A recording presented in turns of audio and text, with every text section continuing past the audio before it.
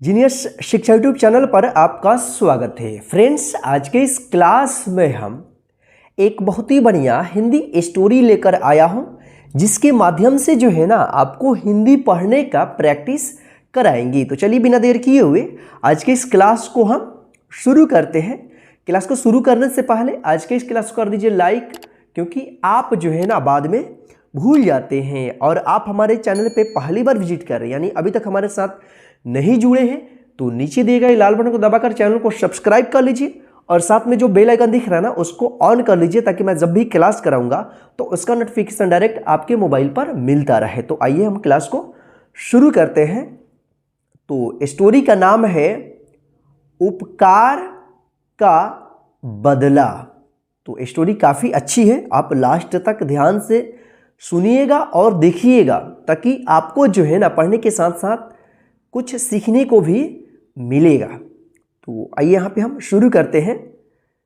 तो आप जो है ना प्रत्येक वर्ड्स को ध्यान से देखिएगा जब हम यहाँ पे पढ़ाएंगे।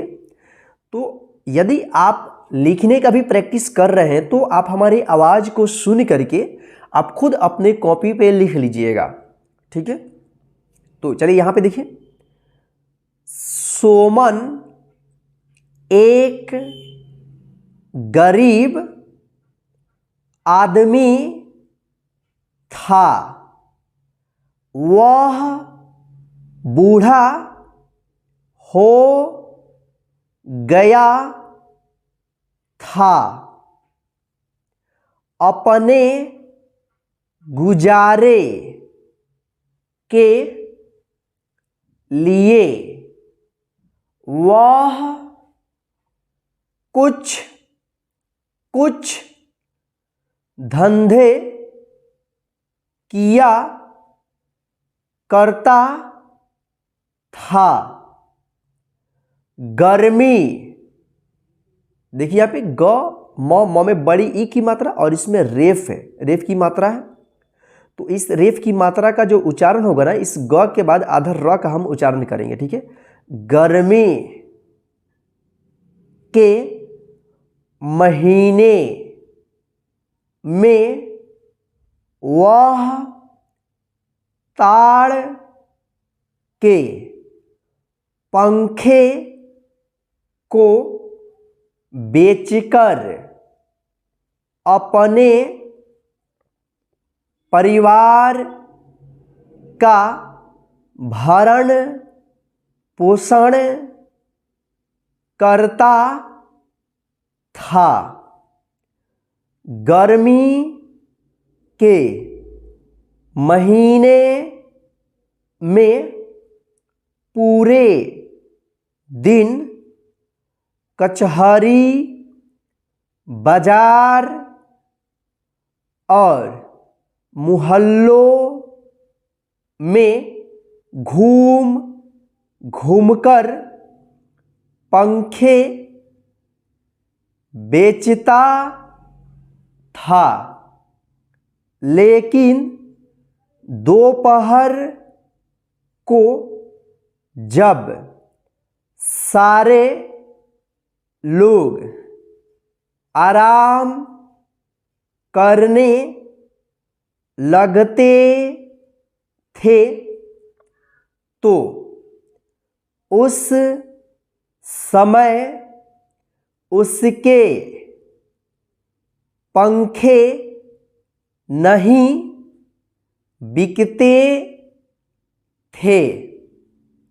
उस समय वह एक पेड़ के नीचे विश्राम करता था।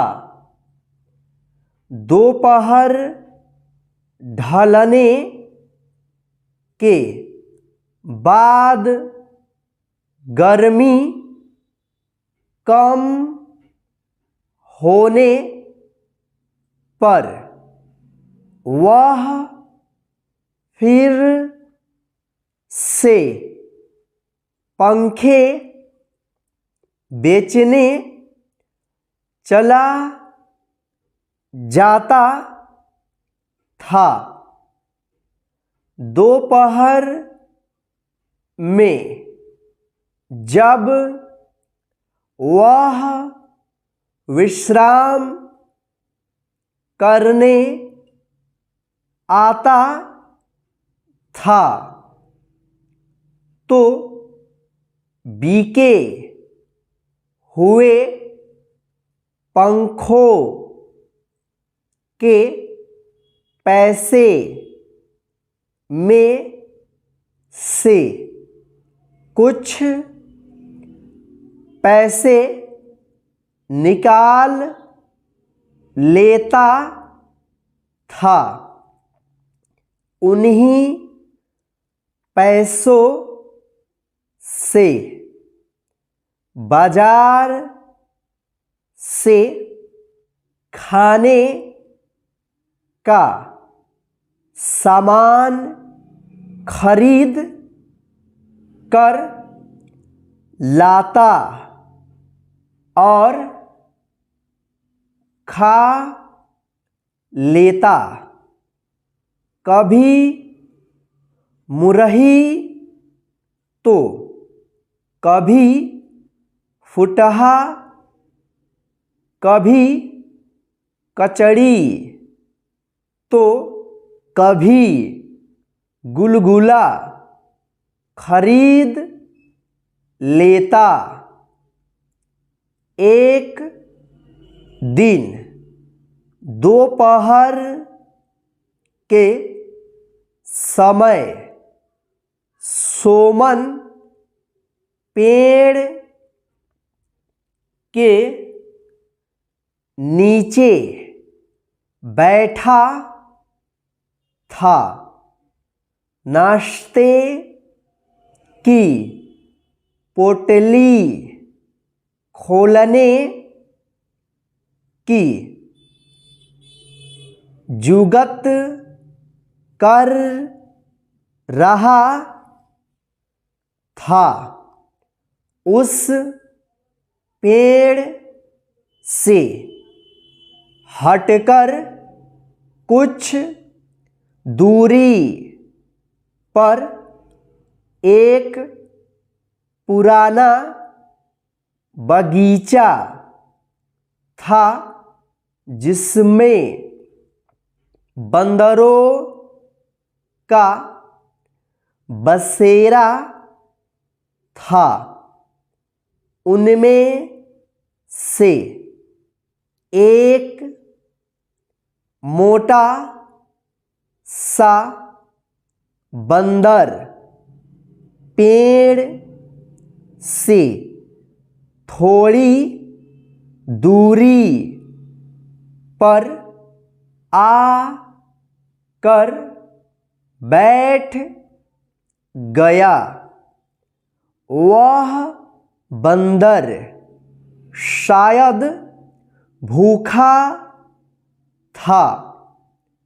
वह सोमन की तरफ टुकुर टुकुर देखने लगा।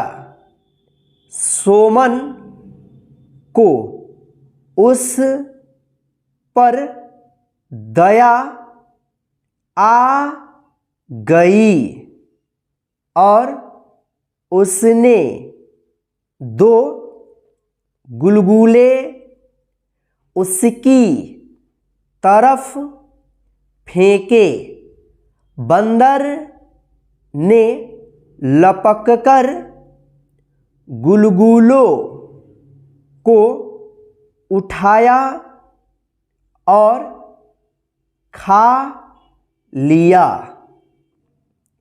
अब रोज दिन दोपहर को सोमन बंदर को खाने के लिए कुछ न कुछ देता।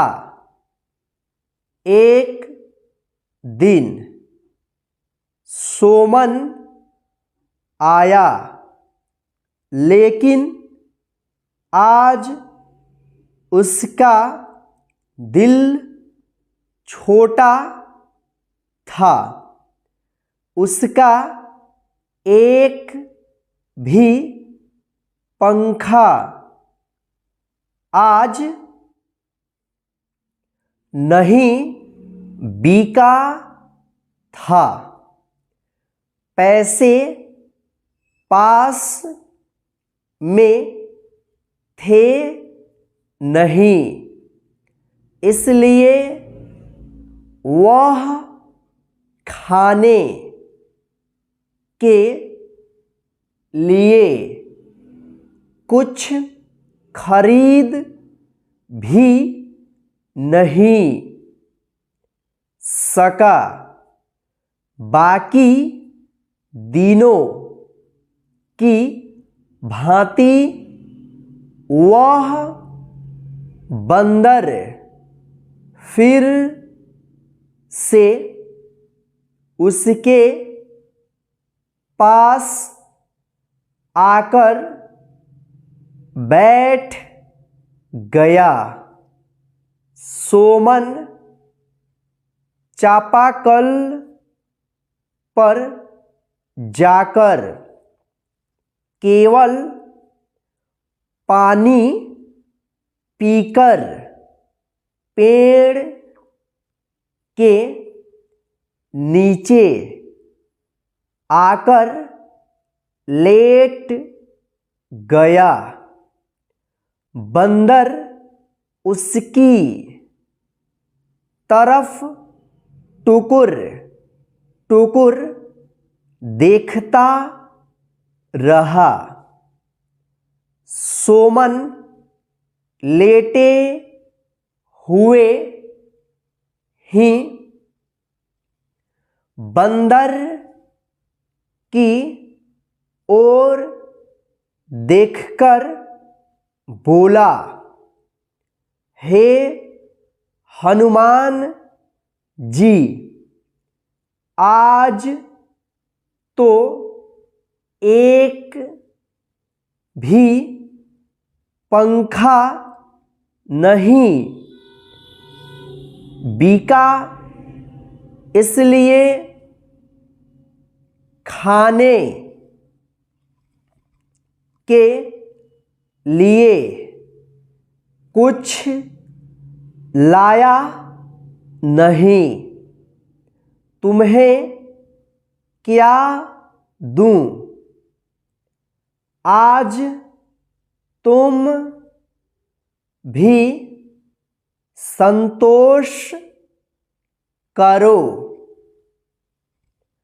बंदर उसी तरह देखता रहा जैसे कहता हो, क्या करोगे? ऐसा ही होता है।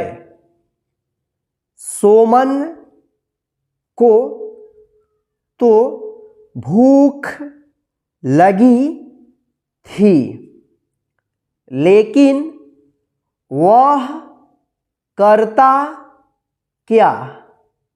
आँख बंद कर मन मारकर लेट गया। सिरहाने में पंखे की गठरी रखी थी।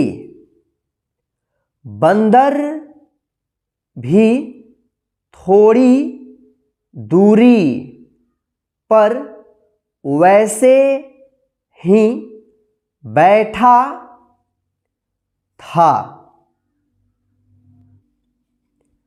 अचानक बंदर उठा, छलांग मारकर पंखे की गठरी के पास पहुंच गया।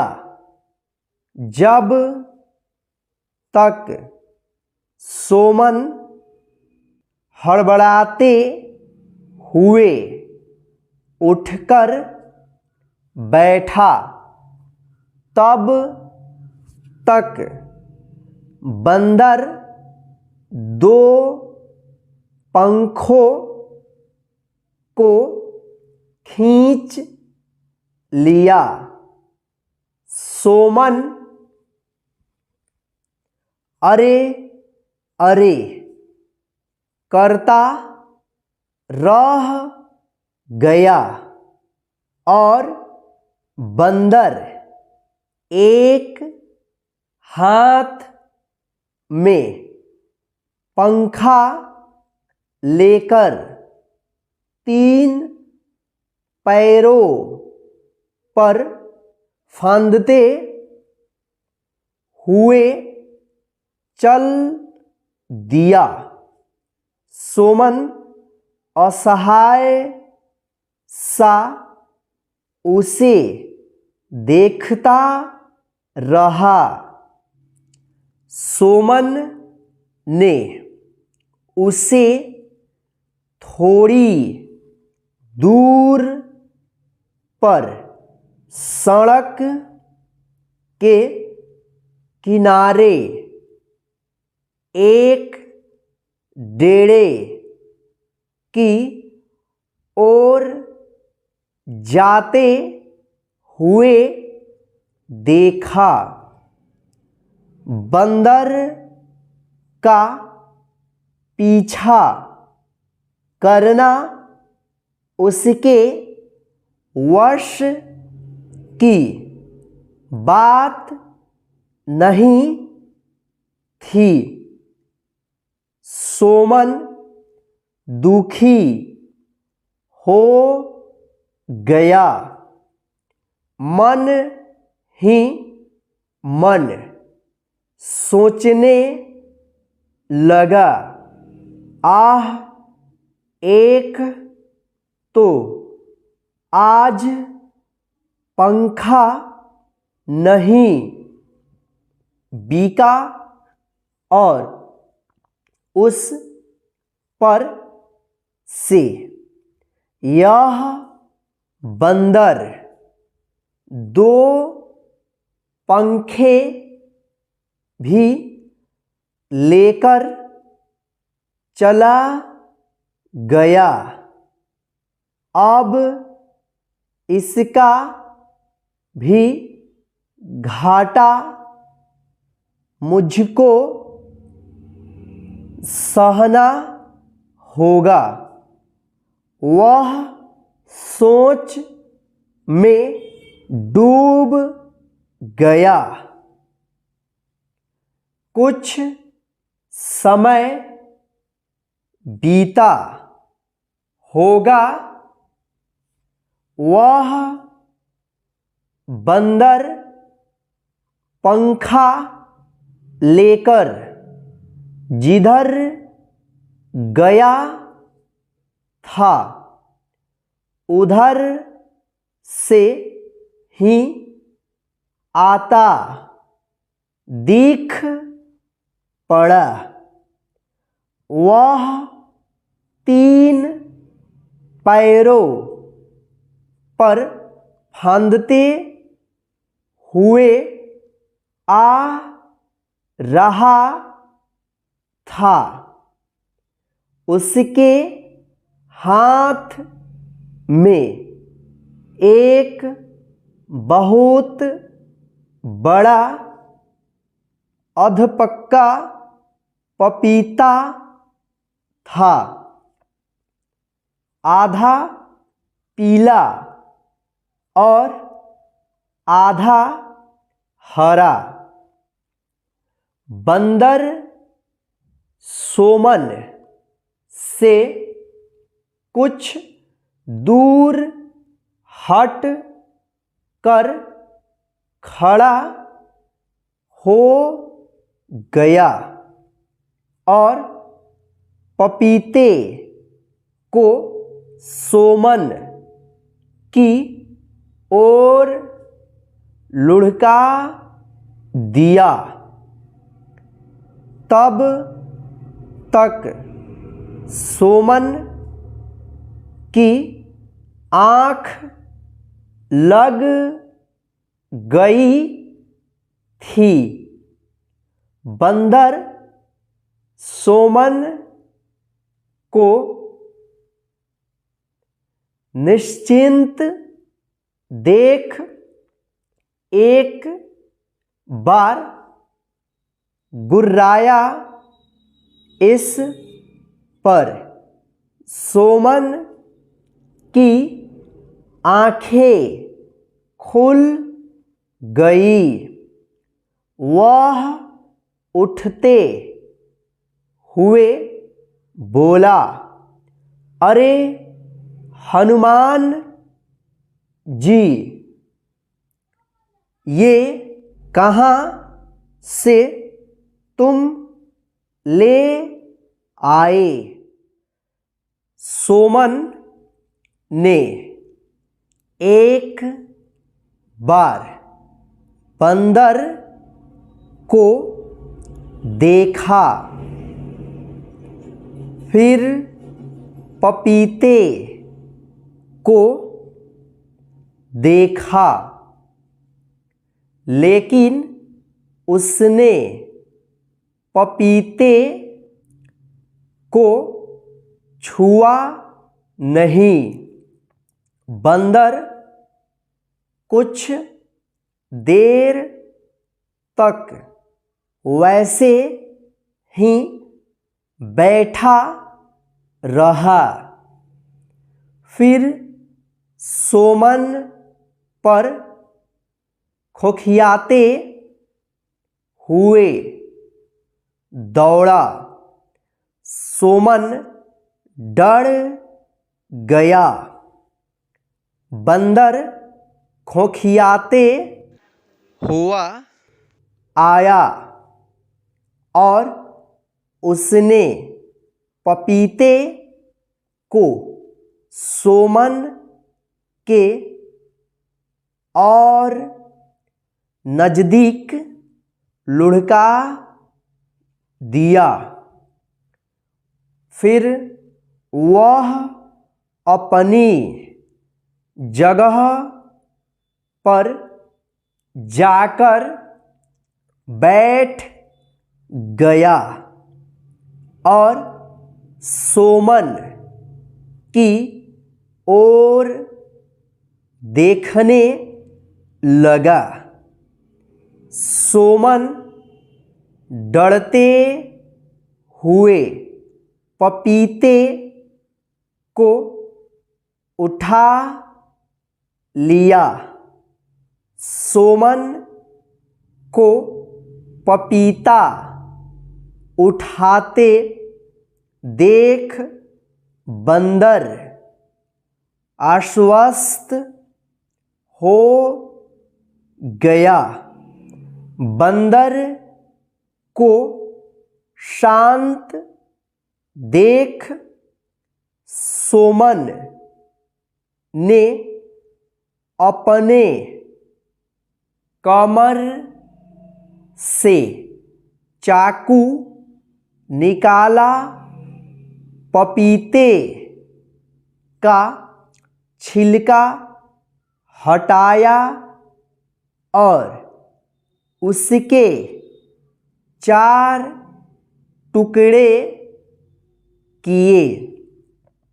1.5 टुकड़ा बंदर की ओर फेंक दिया। सोमन बाकी पपीते को खाने लगा। पपीता इतना बड़ा था कि उसका पेट भर गया। सोमन ने सोचा, चलो बंदर 2 पंखे ले गया तो मेरा पेट भी भर गया। समझूंगा पंखा का दाम मुझे मिल गया। धूप ढलने पर सोमन पंखे बेचने चल पड़ा। आगे सड़क के किनारे एक बहुत बड़ा डेरा था।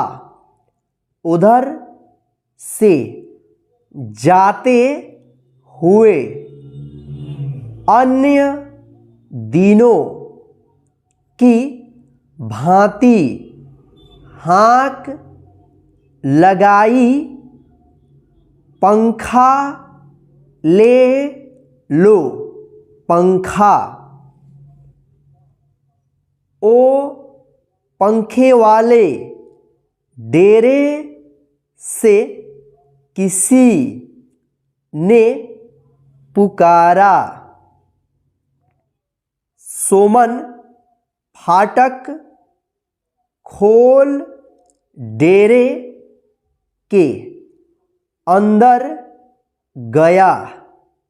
वहाँ एक भद्र पुरुष खड़े थे। उन्होंने सोमन को बरामदे पर फेंके हुए पंखों को दिखाते हुए पूछा, ये दोनों पंखे तुम्हारे हैं? जी सरकार। ये पंखे यह बंदर फेंक गया था, ले जाओ अपने पंखे। सोमन ने चारों तरफ देखा। एक तरफ पपीते के 3-4 पेड़ और उस पर ढेर सारे अधपके पपीते लटके हुए थे।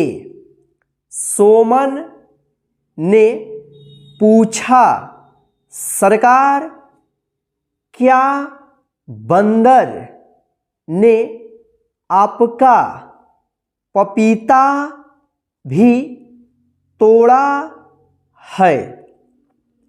भद्र पुरुष थोड़ा चकित होते हुए बोले, हाँ हाँ, पंखों को यहीं फेंक वह एक पपीता तोड़ ले गया था। सोमन बोला, सरकार, तब यह पंखा मैं नहीं लूँगा। क्यों? सरकार, वह बंदर पंखे के बदले में मुझे पपीता दे गया था। इसे आप रख लीजिए, मुझे इसका दाम मिल गया है। भद्र पुरुष को बंदर के इस कारनामे और पंखे वाले के उत्तर पर बड़ा आश्चर्य हुआ। सोमन ने पूरी घटना उन्हें बताई। भद्र पुरुष को इससे और अधिक आश्चर्य हुआ। वे बोले, पंखे वाले, जब बंदर जैसे जंगली जंतु में इतना विवेक है, तब मैं तो मनुष्य हूँ। तुम्हारा पंखा मैं कैसे लूँगा? तुम पंखों को छोड़ दो। इनका कितना दाम होगा यह बताओ। सोमन सकुचाते हुए बोला, सरकार, यह बिकता तो है 4 रुपए जोड़ा, लेकिन आज जो भी दे देंगे वह मेरे लिए बहुत होगा। भद्र पुरुष ने जेब से 5 रुपए का एक सिक्का निकाला और सोमन को दे दिया। सोमन पैसे लेकर चल पड़ा सड़क की ओर। सड़क पर आकर उसने फिर से हाँक लगाई, पंखा ले लो पंखा।